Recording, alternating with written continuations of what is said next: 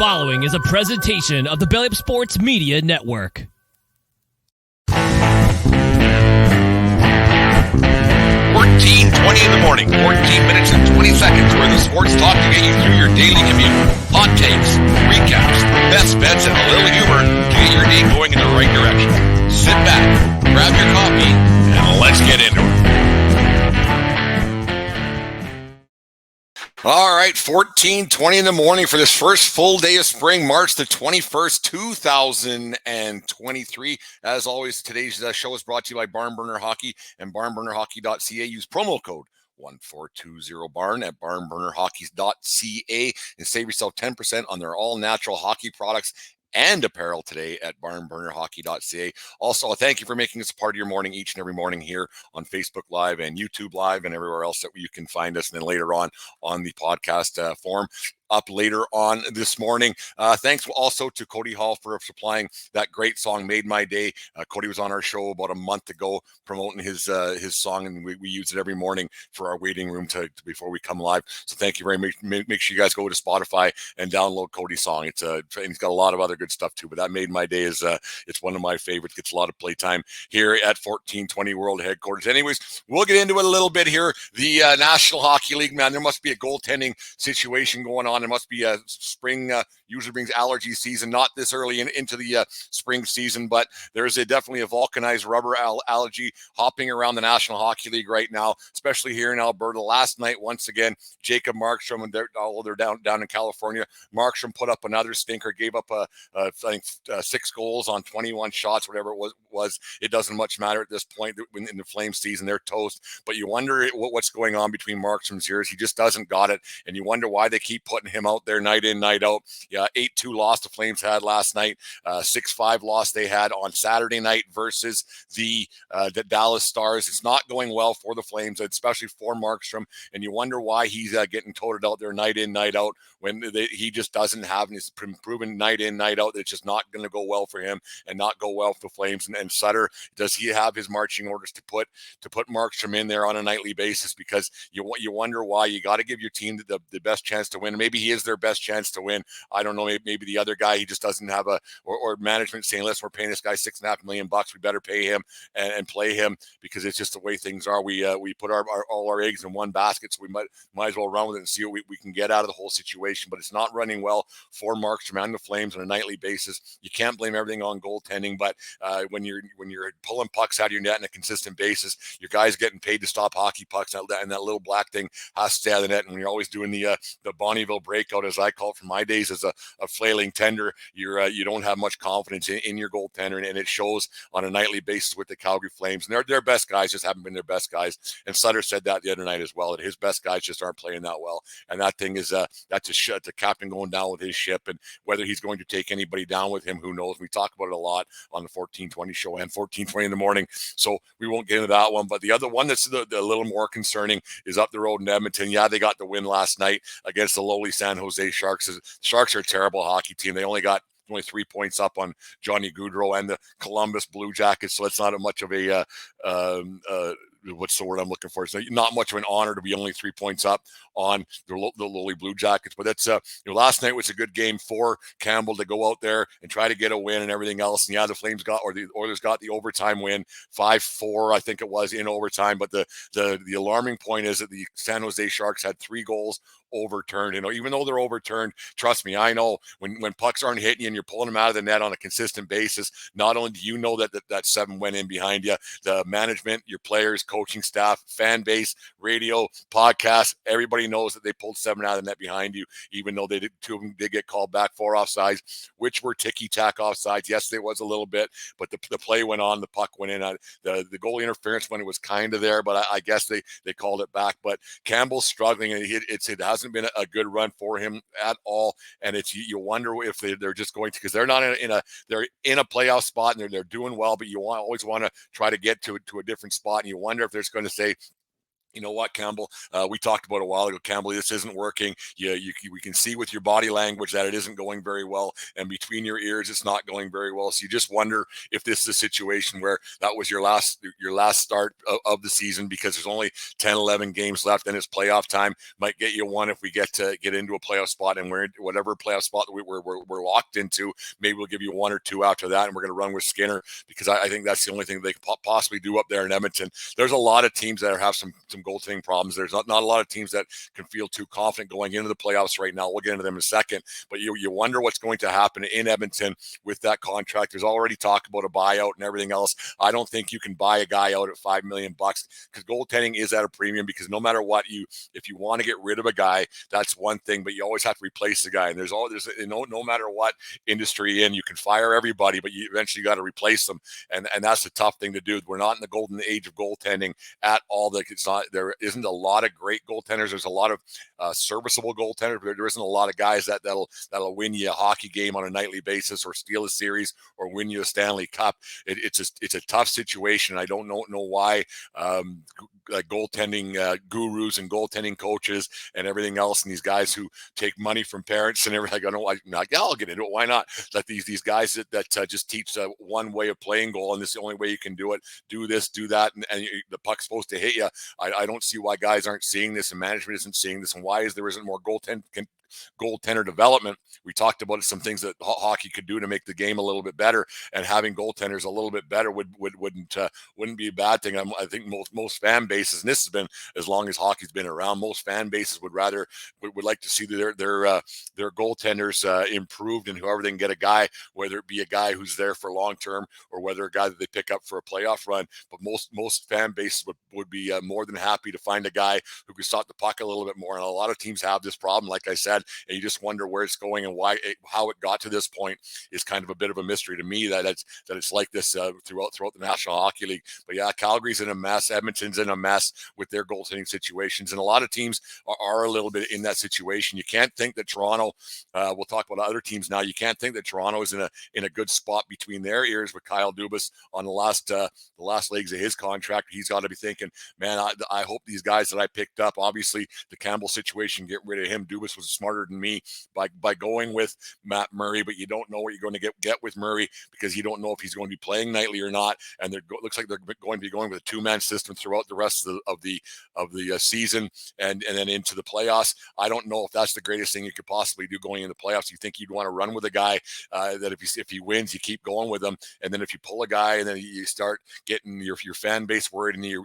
players a little bit worried, because players know that they can say to the media and the talking heads and everybody else that they're confident in their guy, and they're happy that their guy is in there, but they want some stability back there. Every team to a man would tell you that they want stability between the net, between the pipes, and a guy that they know in, night out, that they're not changing their game up a little bit. Because goalies do play differently. There are different styles. There are different ways of playing the puck.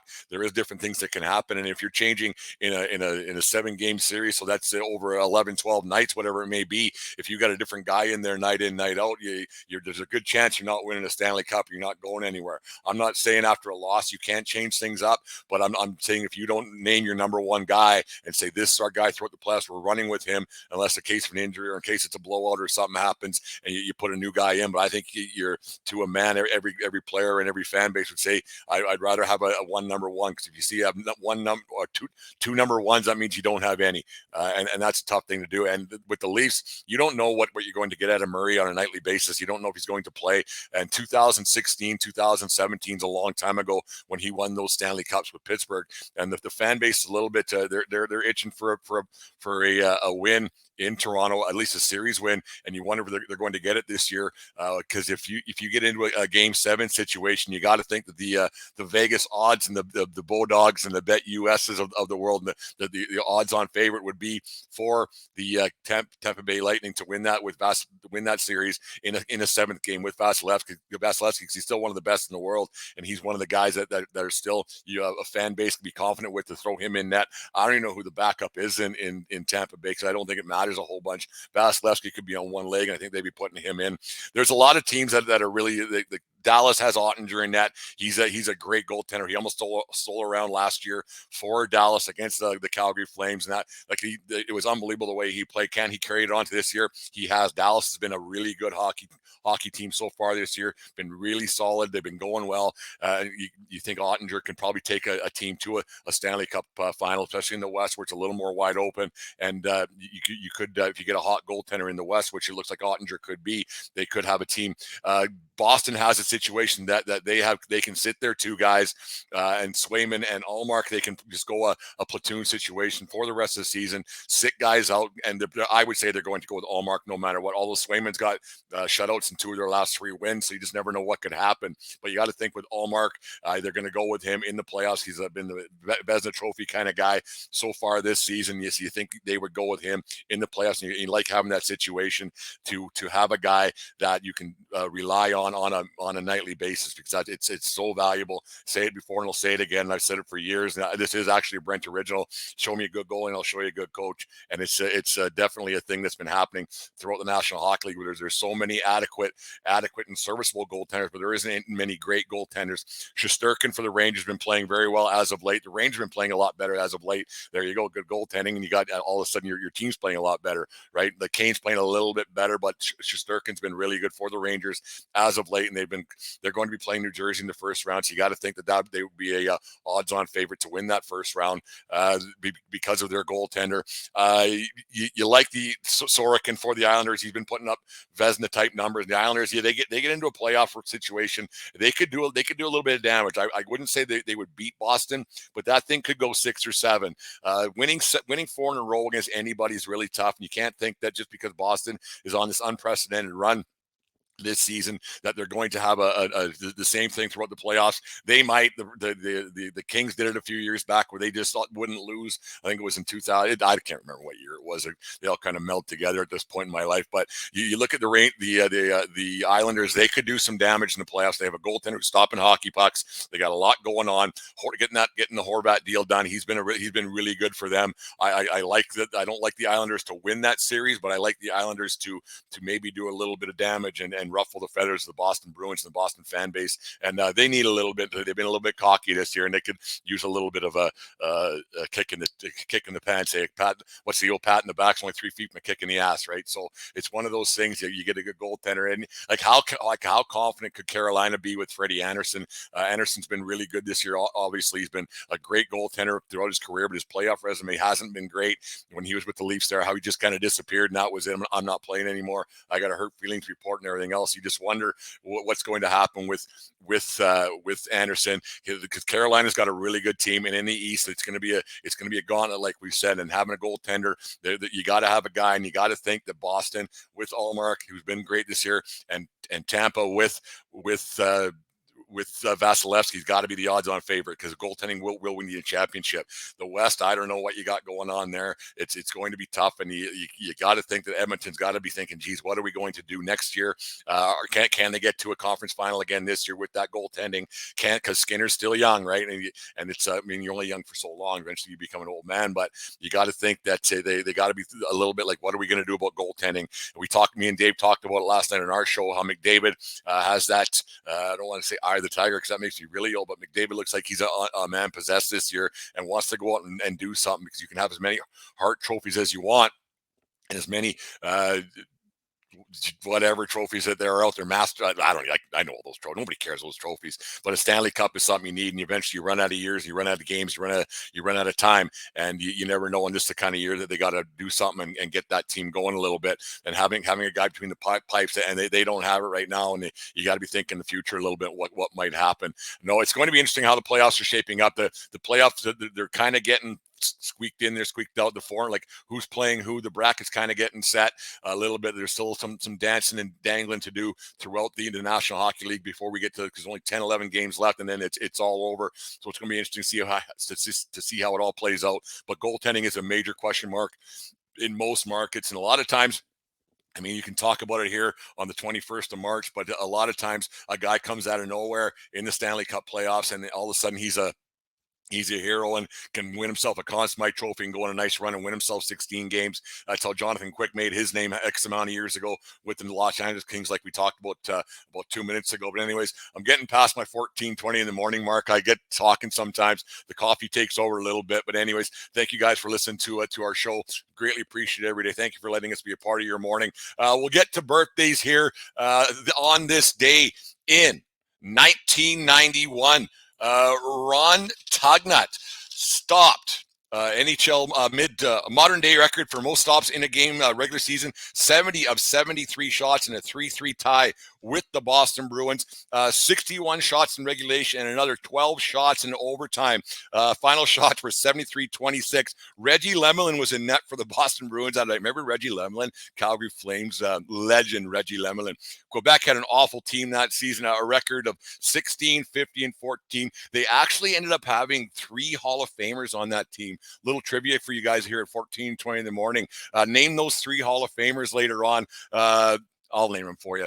Joe Sakic, Matt Sundin, and a guy at the end of his career, Guy Lafleur, were on the Quebec team that went 16, 50, and 4. If you watch the save that, if you watch this up on YouTube later on, the save that Tugnutt made on Ray Bourque in overtime was actually unbelievable to hold the Bruins at bay on a 3-3 tie. So on this day in 1991, Ronnie Tugnutt got 70 saves out of 73. Unbelievable. That's crazy numbers. Like just the dehydration, because the fitness wasn't as good back then, but you get in that kind of a role and everything. I didn't know what that felt like. If anybody was allergic to vulcanized rubber, it was me back in the day, old Red Light Red Linsky. But Ronnie Tugnutt had a night for the ages. And then on happy birthday to the man, the myth, the legend, Al Iafrate, born on this day in 1966 in Dearborn, Michigan.